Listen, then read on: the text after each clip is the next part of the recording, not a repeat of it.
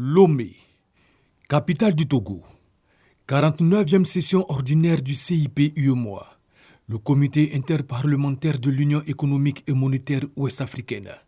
Les députés membres du dit comité ont planché sur l'avis de l'institution.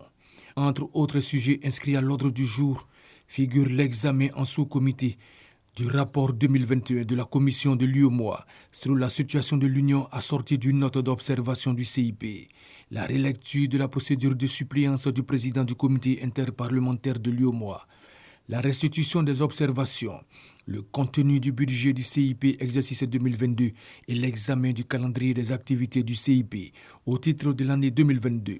Les députés ont entendu l'exposé du président de la commission de l'UEMOA sur le fonctionnement et l'évolution de l'Union.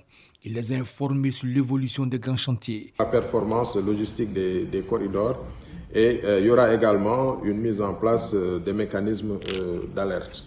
Donc c'est cela que nous comptons faire au niveau de la commission pour essayer en tout cas d'améliorer cette problématique de la libre circulation qui est un élément indispensable, essentiel dans le domaine du marché commun. Les projets de texte d'application du visa communautaire également sont en préparation.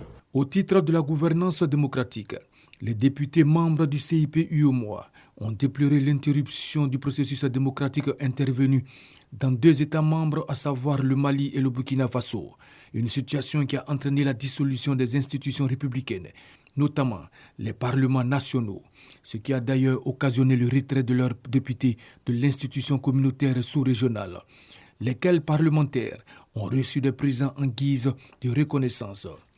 La prochaine rencontre du comité interparlementaire de l'UEMOA se tiendra en avril prochain à Dakar, au Sénégal.